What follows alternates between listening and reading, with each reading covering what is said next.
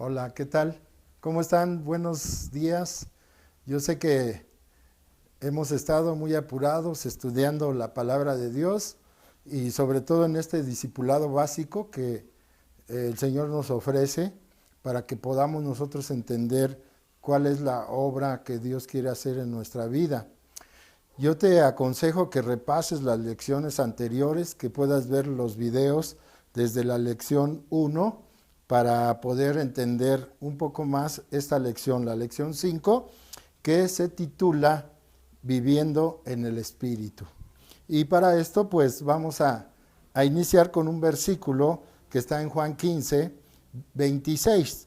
Le dice, pero cuando venga el Consolador, a quien yo os enviaré del Padre, el Espíritu de verdad, el cual procede del Padre, Él dará testimonio acerca de mí. Y la pregunta está en el aire, ¿no? ¿Cuál es esa obra inicial que hace el Espíritu Santo en nuestra vida?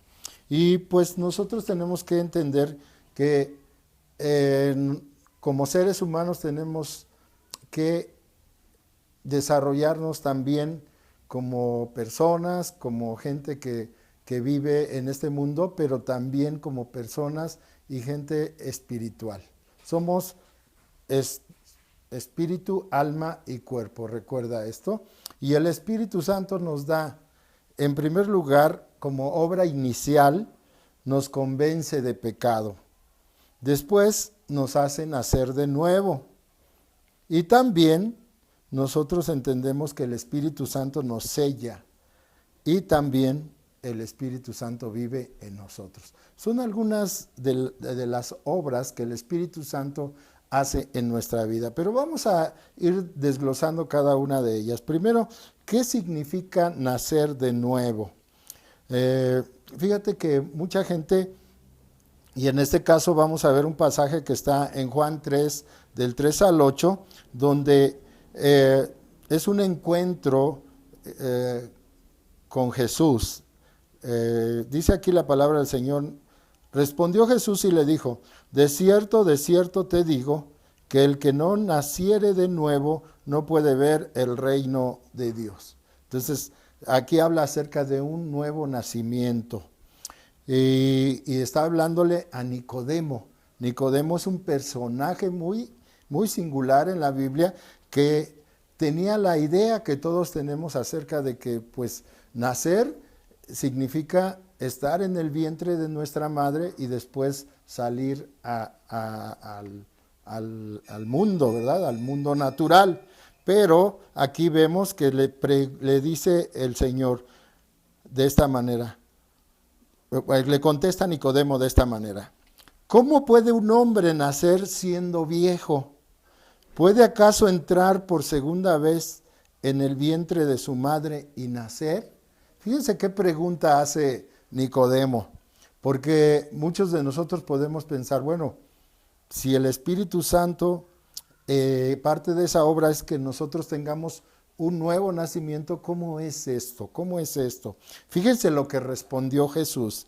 En esta aseveración, en esta afirmación, Jesús respondió de esta manera, de cierto te digo, que el que no naciere de agua y del Espíritu, fíjate, no puede entrar en el reino de Dios. La importancia que tiene nacer de nuevo, la importancia que tiene nacer en el Espíritu. Porque en el versículo 6 dice de esta manera, lo que es nacido de la carne, carne es, y lo que es nacido del Espíritu, Espíritu es. Cuando Jesús le responde de esta manera a Nicodemo, le hace ver una cosa importantísima, algo muy importante que le hace ver a Nicodemo, que si nosotros no nacemos de nuevo, y está hablando acerca de un nacimiento espiritual. Tenemos que entender que nacer de nuevo, perdón, significa que no tenemos que hacer, y eso está hablando en el área espiritual, que no tenemos ya nuestro nacimiento espiritual provoca un cambio en nuestra vida. Un cambio que nos debe llevar esencialmente a ser transformados, a ser transformados en todo lo que hacemos. Fíjate lo que dice en el versículo 7. No te maravilles de que te dije, os es necesario nacer de nuevo. Y en el versículo 8 habla de una verdad muy, pero muy importante. El viento sopla de donde quiere y oyes su sonido, mas ni sabes de dónde viene ni a dónde va. Así es todo aquel que es nacido del Espíritu Santo. Quiere decir que así como nosotros no podemos ver el aire, ver el viento, pero estamos respirando y podemos nosotros sentir. Además, si no hubiera oxígeno, si no hubiera aire, pues moriríamos. El Espíritu Santo es así. No lo podemos ver, pero lo podemos sentir y podemos experimentar esa obra transformadora que hace en nuestra vida. ¿Qué sucede cuando tú recibes a Cristo en tu corazón? Fíjate lo que dice en 1 Corintios 13. Dice algo muy importante, porque así como el cuerpo es uno y tiene muchos miembros, pero todos los miembros del cuerpo, siendo muchos, son un solo cuerpo, así también Cristo. Y en el versículo 13 nos da la respuesta, porque por un solo espíritu fuimos todos bautizados en un cuerpo, sean judíos o griegos, sean esclavos o libres, y a todos se nos dio a beber de un mismo espíritu. Entonces, ¿qué es lo que sucede?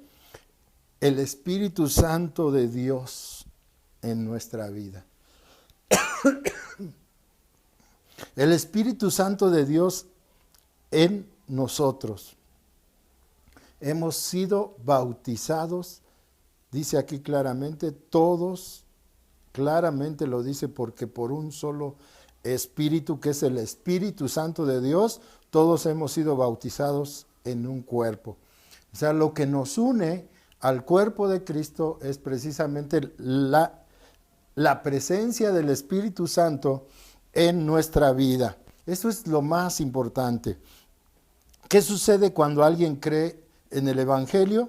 Efesios 1, 13 al 14 nos explica claramente. Y si nosotros leemos, dice: en él también vosotros, habiendo oído la palabra de verdad, el evangelio de vuestra salvación, y habiendo creído en él, fuisteis sellados con el Espíritu Santo de la promesa. Tú que apenas empiezas en la palabra, tú que comienzas a conocer de Cristo, tú que empiezas a escudriñar la Biblia, quiero decirte esto, que el Señor te sella con el Espíritu Santo de la promesa. Por eso aquí lo dice claramente: y habiendo creído en él, ¿en quién has creído? En Jesucristo.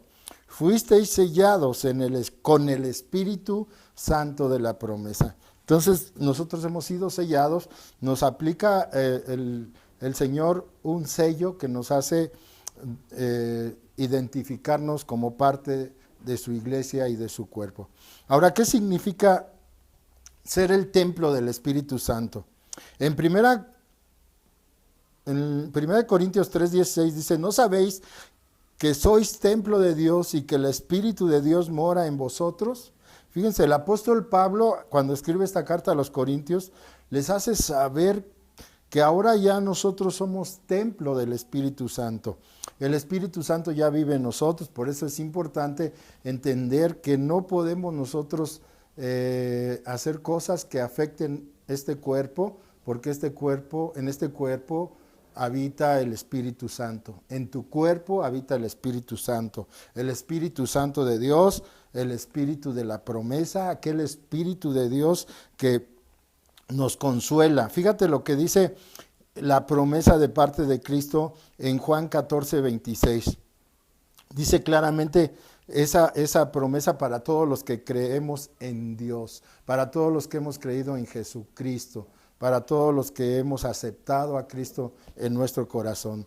Dice, más el Consolador, el Espíritu Santo, a quien el Padre enviará en mi nombre, y esto lo está diciendo Jesucristo, Él os enseñará todas las cosas y os recordará todo lo que yo os he dicho. El Espíritu Santo es el Consolador. El Espíritu Santo nos va a recordar todas las cosas, nos va a enseñar, nos va a transformar. Ahora, ¿qué hace el Espíritu Santo en la vida del creyente? Y vamos a verlo en Romanos 8, 26 y 27. Y lo dice claramente el apóstol Pablo cuando escribe a los romanos, les dice, y de igual manera el Espíritu Santo nos ayuda en nuestra debilidad. Pues, ¿qué hemos de pedir como conviene? No lo sabemos, pero el Espíritu Santo, el Espíritu mismo, intercede por nosotros con gemidos indecibles. Entonces, el Espíritu Santo también es un intercesor, es alguien que intercede por nosotros delante de nuestro Dios. Él nos ayuda en nuestra debilidad, es una ayuda. El Espíritu Santo que ya mora en nosotros nos ayuda, nos revela, nos da intercede por nosotros. Mas el que escudriña los corazones sabe cuál es la intención del Espíritu, porque conforme a la voluntad de Dios intercede por los santos. Entonces el Espíritu Santo intercede por todos los santos, por todos nosotros, por todos los que hemos sido apartados, por todos los que hemos sido sellados con el Espíritu Santo de la promesa, por todos los que hemos aceptado y recibido a Jesús en nuestro corazón y ahora somos parte de su cuerpo y ahora somos parte de su iglesia. Ahora una pregunta, ¿qué es lo que nos hace hijos de Dios? Y pues aquí la respuesta está en Romanos 8, 14, 15, que dice, porque todos los que son guiados por el Espíritu de Dios, estos son hijos de Dios. Pues no habéis recibido el espíritu de esclavitud para estar otra vez en temor, sino que habéis recibido el espíritu de adopción por el cual clamamos Abba Padre. Esta palabra de Abba Padre significa papito. Es como cuando tú te diriges a tu padre y le dices papito, te amo papito. De esa manera dice el apóstol Pablo, ¿verdad? Claramente que somos guiados por el Espíritu de Dios, todos los que somos hijos de Dios. Entonces también el Espíritu Santo tiene un propósito en nuestra vida, de dirigirnos, de guiarnos, de ayudarnos en nuestra necesidad, pero sobre todo que Él no nos ha dado, dice que Dios no nos ha dado un espíritu de esclavitud. ¿A qué esclavitud se refiere? A la esclavitud al pecado, a la esclavitud a hacer cosas que le desagradan a Dios. Más bien, Él dice claramente que no debemos tener otra vez ese espíritu de temor. Hay mucha gente en la actualidad que tiene mucho miedo de todo. Hay gente que tiene ese espíritu de temor, aún no puede salir a las calles porque tiene miedo, aún no puede ir al trabajo, aún no puede hacer cosas porque tiene temor, pero Dios no nos ha dado un espíritu de temor. Acuérdate de esto, porque el Señor nos ha dado un espíritu de poder, de amor y de dominio propio, y por eso a través de ese espíritu de adopción que ya tenemos en nosotros, ese espíritu de Dios, por eso es que clamamos Abba Padre o Papito. Ahora, ¿de qué debemos ser llenos los cristianos? Pues la respuesta está en Efesios 5, 16 y 18. Llenos del Espíritu. Fíjate, aprovechando bien el tiempo. Efesios 5, del 16 al 18. Aprovechando bien el tiempo porque los días son malos. ¿Quién sabe? Todos sabemos que los días no son buenos. Aquí lo dice claramente, aprovechando bien el tiempo porque los días son malos. Por tanto, no seáis insensatos, sino entendidos de cuál sea la voluntad de Dios. Tenemos que escudriñar la Biblia, porque a través de la Biblia encontramos la voluntad de Dios en nuestras vidas. Y lo dice también, no os embriaguéis en vino, en el cual hay disolución. Habla claramente para aquellos que les gusta tomar, emborracharse, embriagarse, dice claramente, no os embriaguéis con vino, en el cual hay disolución, sino más bien dice, antes bien sed llenos del Espíritu Santo. Entonces Dios nos quiere llenar con el Espíritu Santo de la promesa. Ahora, ¿cómo debemos andar? Debemos andar, dice Gálatas 5:16, digo pues, andad en el Espíritu y no satisfagáis los deseos de la carne. Es bien importante que nosotros podamos vivir en el Espíritu. El fruto del Espíritu, y con esto vamos a terminar la lección 5, que es una lección muy grande, pero es una lección de bendición y muy hermosa. ¿Cuál es el fruto del Espíritu Santo? Yo quiero con esto cerrar. Mas el fruto del Espíritu es amor, gozo, paz, paciencia, benignidad, bondad, fe, mansedumbre, templanza. Contra tales cosas no hay ley. Entonces, aquí entendemos que hay un fruto que produce en nosotros el Espíritu Santo. Ese fruto, algunos dicen que son frutos, pero aquí dice claramente en Reina Valera, en la Biblia, que es el fruto del Espíritu, y se refiere al amor. Si no hay amor, no hay gozo. Si no hay amor, no hay paz. Si no hay amor, no hay paciencia. Si no hay amor, no hay benignidad. Si no hay amor, no hay bondad. Si no hay amor, no hay fe. Y así, mansedumbre, templanza. Entendemos que el fruto del Espíritu Santo es precisamente el amor que produce mansedumbre, templanza, paciencia, amor, paz, benignidad, bondad. Porque dice claramente, contra tales cosas no hay ley. Entonces entendemos que nosotros debemos ser llenos del Espíritu Santo, debemos vivir en el Espíritu, ya no buscar las cosas terrenales, porque las cosas terrenales pues para nada aprovechan, más bien buscar, como dice la misma palabra, las cosas espirituales, las cosas del reino, las cosas que son verdaderamente eternas, porque tú y yo vamos a estar una eternidad con el Señor. Bueno, pues que Dios te bendiga. Terminamos esta quinta lección del discipulado básico.